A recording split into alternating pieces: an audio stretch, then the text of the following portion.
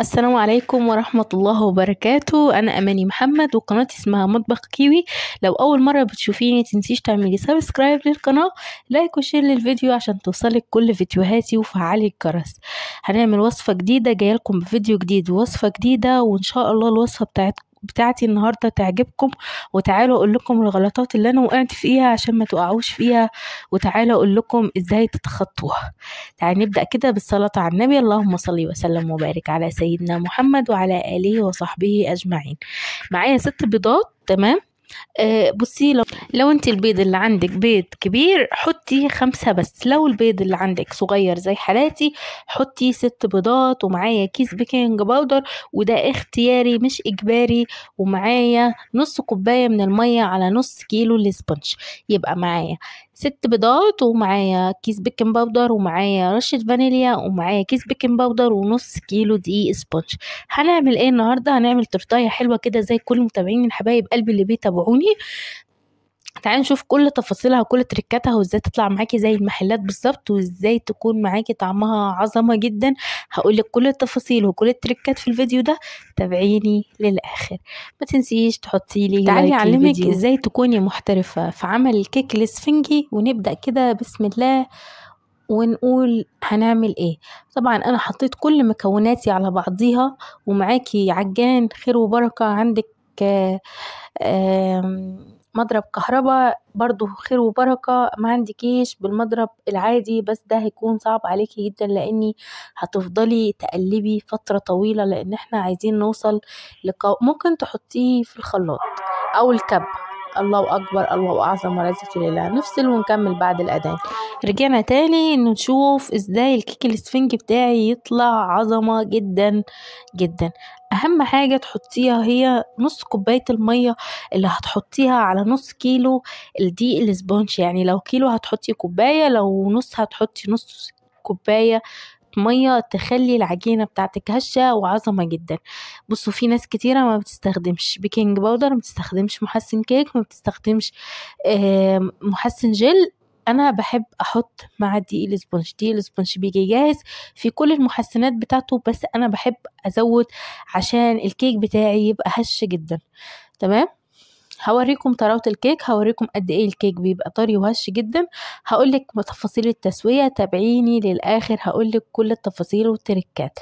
هنا معايا ورقة زبدة قصتها على قد الصينية بتاعتي، ويستحسن ان هي تكون قدها بالظبط، وما يكونش الحروف عالية من ورقة الزبدة.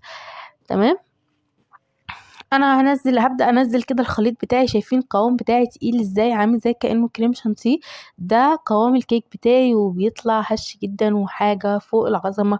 هنشوفها مع بعضينا. لا، كملوا معايا للاخر. هبدا كده انزل بالراحه، واحاول ان انا اظبط الكيك بتاعي، ما اخليش فيه حاجه معوجه علشان ما ياثرش معايا بعد السوا. تمام. هبدا انزل بالراحه. بصراحه كنت متردده وقلت يا ريتني كنت عملت صينيه مستطيله، علشان حسيت ان الكمية كانت كبيرة على الصينية، وكنت حابة ان انا اغيرها. وبعدين قلت خلاص مش مشكلة، لاني انا كنت عايزة اعمل تورتاية مدورة. تمام.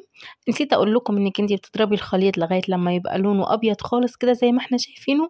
تمام. دي حاجة. الحاجة التانية، لو انا لخبطتك في المقادير، فهسيبلك المقادير في صندوق الوصف. صندوق الوصف ده سهم اسود تحت او رصاصي تحت الفيديو.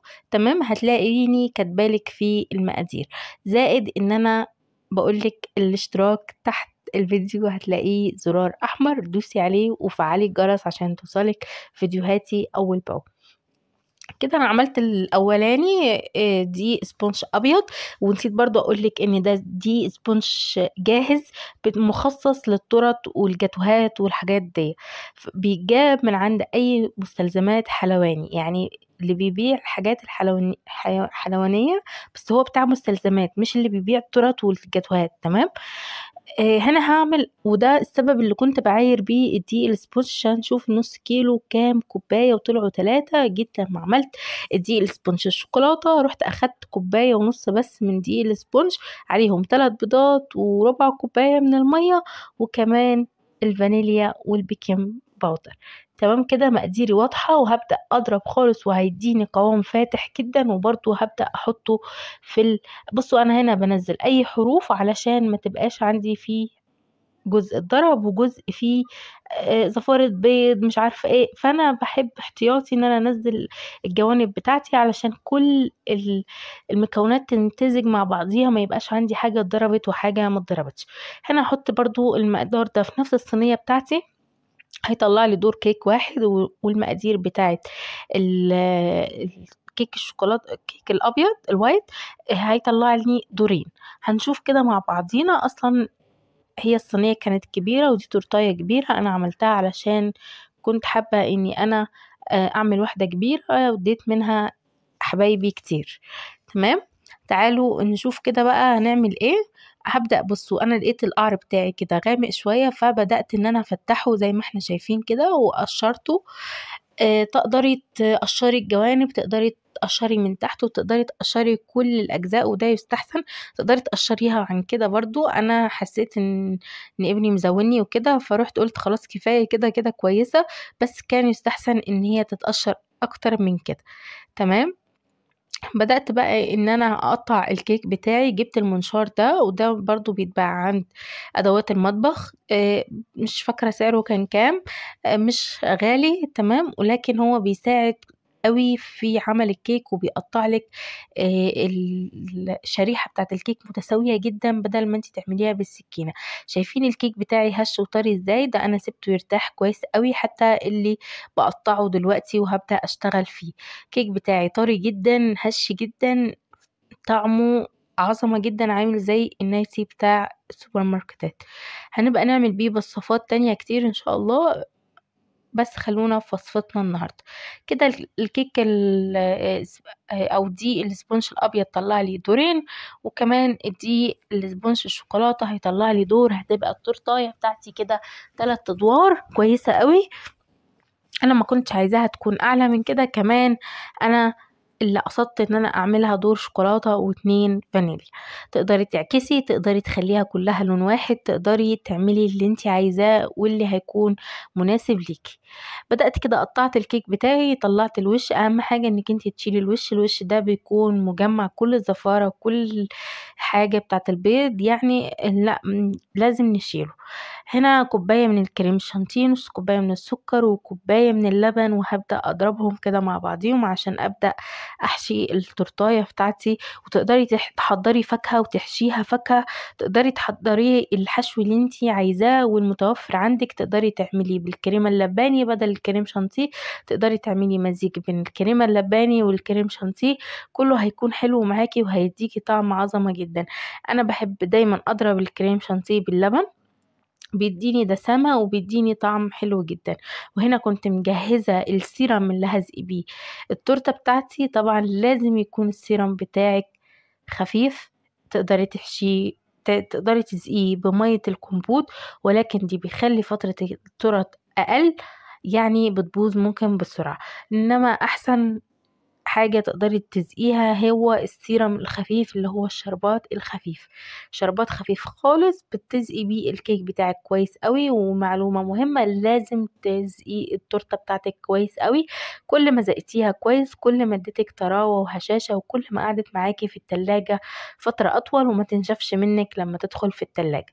تقعد اليومين 3 براحتك، بأسبوع تفضل زي كأنك لسه مدخلاها التلاجة. فده معتمد على انك تسقي الكيك بتاعك كويس قوي. تقدري تسقيه لبن، تقدري تسقيه سفن، تقدري تسقيه كمبوت، مية الكمبوت. والاخير هو السيرم، وده اكتر حاجة بفضلها واكتر حاجة بشوفها تدي مدة صلاحية اكتر للكيك بتاعي. زي ما احنا شايفين كده بدأت احط الطبقات ما بين كل رق ورق من التورته بتاعتي. بحط كمية كويسة من الكريم شانتيه. المرة دي ما كترتش كريم شانتيه، انا بعملها دايما بحب بيبقى الكريم شانتيه كتير خالص، بيبقى طبقة عالية. لكن المرة دي جوزي طلبها مني ان هو الكيك يكون اكتر من الكريم شانتيه، فما حبيتش ان انا اكتره. تمام. هنشوف بقى بعد كده هنقفل التورته بتاعتي ازاي وهنزينها ازاي. هنشوف كل حاجة مع بعضينا، لسه الفيديو مخلص. خليكي متابعة معايا للآخر. نسيت اقولك على تفاصيل التسوية، ودي طبعا حاجة ما تتنسيش واكيد هقولها لك. خليكي معايا وانا هقولك كل التفاصيل وكل التريكات. انا لما حطيت الكيكة الاولانية اللي هو النص كيلو دي السبونج في صينية واحدة على بعضه، طبعا ده كان محتاج ان هو يخش على فرن ولع من قبليها كأي كيك عادي، بنبقى مولعين له الفرن قبل ما ندخله. تمام.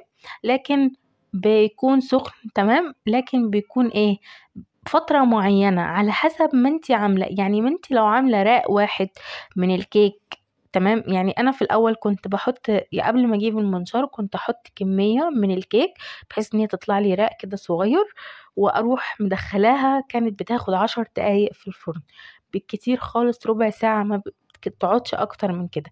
انما انا النص كيلو السبونج بتاعي اخد معايا ساعة الا ربع في الفرن، لاني ده كان كمية كيك كتيرة واخد فترة لغاية لما استوى. بنزل الخلة اختبر الكيك بتاعي استوى ولا لا، وبطلعها تاني واشوف النتيجة ايه. الحروقات اللي من بره ودي مش بتأثر معايا في الطعم خالص. انتي عندي ما قشرتيها الكيك بتاعك من جوه بيكون صافي وابيض وجميل، وما تقلقيش وما تحسيش انك انتي بهدلتي الدنيا، ولا تخلي حد يوترك ويقولك التورته باظت منك. لا، انتي لسه فيها وتقدري تعالجيها. زائد ان لو الكيك انتي وبتقطعيه اتفرفت منك، برضو تقدري تحطي اللي اتفرفت منك في الطبقه اللي في النص او في الدور اللي في النص، لان دي بيكون ممسوك بالدور اللي من فوق والدور اللي من تحت، وتقدري تعالجيه عادي جدا. هنا بقى انا كنت بجلس التورته بتاعتي بالكريم شانتيه. تقدري لو عندك اسكليبر تستخدميه، تقدري تستخدمي سبيتيولا، تقدري تستخدمي معلقه زي ما انا مستخدمه. وانا مستخدمه الكريدت كارد عادي جدا، واحده بايظه عندي، وبجلس بيها التورته بتاعتي وبسيويها كويس قوي. وهنشوف هتديني نتيجه حلوه قوي، مش هتديني حاجه وحشه، هتقضي معايا الغرض. وانا دايما بحب اعمل بيها لاني انا مش عندي السكرابر. تمام. هنشوف التورتايه بعد ما تخلص خالص، وان شاء الله باذن الله تكون المعلومات واضحه وسهله وبسيطه بالنسبه لكم، وان شاء الله يكون الفيديو عجبكم وتستنوا مني وصفات تانية كتير. معلش كنت حابة أضيف حاجة تاني هرجع ليها في التسوية. لما دخلت كيكة التورته بتاعتي بتاعت الشوكولاته في التسويه، انا دخلتها مده ربع ساعه بس. ما بفتحش الشوايه على التورت بتاعتي، انا بشغل عليها من تحت، وهي من تحت بتستوي من تحت ومن فوق. بسيبها براحتها. لو انا حسيت ان هي خلاص استوت كويس قوي من تحت وان هي لسه ما استوتش معايا من فوق، ممكن اولع عليها دقيقتين وانا واقفه عليها، بحيث ان هي ما تبوظش مني. وبرضو زي ما قلت لك، اي حروق او اي حاجه تقدري تعالجيها. ما تخليش حد يحبطك، ما تخليش حد يوترك. تقدري تعملي تورته احسن من دي بكتير، واحسن من افخم المحلات. جربيها وان شاء الله هستنى رايك في الكومنتات وتقوليلي طلعت معاكي ايه. لو مشيتي على الوصفة بالظبط وكل اللي قلتلك عليه، ان شاء الله هتطلعي بنتيجة مبهرة جدا جدا جدا. انا هنا خلاص كنت خلصت التورتايه، وكمان كنت عملت عليها زجزاج كده اهو بالسكينة بتاعة التورت. هي فيها زجزاج وانا حبيت امشي عليه بالتورته، بحب الشكل ده قوي عليها.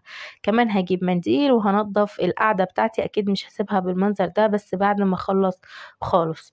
تمام. وهبدأ بقى ايه افرجكم على التورته بتاعتي بعد ما نضفتها اهو. بصوا هنا كنت ماسكه المنديل وكنت بلف كده وبنضف القعده بتاعتي بكل سهوله. هنا كنت خلصت كده، شايفين شكلها من قريب شكلها حلو قوي. كل ده اصلا هيختفي معايا في التزيين. تعالوا كده نبدأ بسم الله ونزين ونشوف هنعملها ايه. للأمانة هنا حصلت معايا كارثة، انا وبسيح الشوكولاتة وكان اخر باكت شوكولاتة عندي. للأسف سيحته وحطيت عليه شوكولاتة وحطيت عليه لبن وحطيت عليه زيت، وطلع ان نوع الشوكولاتة ده مش بيتخفف باللبن، بيتخفف بس بالزيت. فدي معلومة مهمة جدا، يا ريت ما تقعوش فيها. لما تيجوا تخففوا الشوكولاتة خففوها بالزيت بس، ويكون زيت نظيف مش مكمكم، عشان طبعا برضو ما يبوظلكيش الوصفة بتاعتك. دي المشكلة اللي انا وقعت فيها. وزي ما انتم شايفين الشوكولاتة ما كانتش مساعداني خالص، وكانت تخينة وكلها تكتلات، على الرغم من اني انا كنت مصفياها. يعني هي كده وانا يعتبر كنت مصفياها. وفي كيس تلاجة عادي جدا حطيتها، وعملت فتحة صغيرة زي ما احنا شفنا مع بعضينا، وبدأت ان انا اعمل خطوط. في العادي الخطوة دي ما بتأثرش معايا وما بتكونش ازمة بالنسبة لي وما بتكونش عيب معايا في التورتات. انا اصلا متعودة عليها وبعملها احلى من كده بكتير. لكن المرة دي معرفش الشوكولاتة خانتني وما حبيتش ان انا اسيحها، ما عجبهاش ان انا اسيحها باللبن والزيت، كانت حابة ان انا اخففها بالزيت بس. فقلت خلاص مش مشكلة، بصراحة ما كنتش ناوية اصور، كنت خلاص اتقفلت وقلت خلاص انا مش هصورها. وبعدين رحت قلت خلاص انا اصورها لمتابعيني واعرفهم الغلطة اللي انا وقعت فيها عشان يتعلموا منها. وبدأت اجيب المانجا اللي انا مفرزاها معاكم في الفريزر وطلعتها كده اخدت منها طرنشات وبدأت احط على التورتة بتاعتي. كمان كان عندي كيوي وفراولة وتفاح وكله حبيت ازين بيه. كان عندي فاكهة تانية بس استكفيت، وكمان المكان كان صغير فقلت خلاص مش مشكلة، دول هيقضوا الغرض. ان شاء الله التزيين هيعجبكم وان شاء الله يكون سهل بالنسبة لكم وتكونوا عارفين تطبقوها بكل بساطة. هنا بعمل كيوي بص سبعات في تمانيات بكل سهولة جدا زي ما قربت لكم كده الكيوي للكاميرا، وبتديني شكل في النهاية حلو قوي زي ما احنا شايفين. تقدري تحطي واحدة بس، تقدري تحطي الاتنين براحتك، اللي انتي شايفاه والتزيين اللي انتي حاباه تقدري تعمليه. بصراحة حسيت عيوب كده في الشوكولاتة فقلت اخد صف تاني من كريم شانتيه يداري شوية عليا في الشوكولاتة، كانت مضايقاني جدا لاني ما كانتش ملساء كده وبتلمع. لكن قلت خلاص قدر الله ما شاء فعل وكملت تورتتي عادي جدا. كنت عاملاها بقى بمناسبة عيد ميلادي ومناسبة عيد ميلاد اخوات جوزي، احتفلنا كلنا بنفس التورتاية وقلنا بقى ايه خلاص قضت الغرض ومش مشكلة. كانت العيب الوحيد في التورتاية هو صراحة كان الشوكولاتة، والحمد لله مش مشكلة كملت عادي وبدأت أزين بالتفاح. هنشوف دلوقتي، أنا ما كنتش واخدة بالي إن أنا كنت بعيدة عن الكاميرا.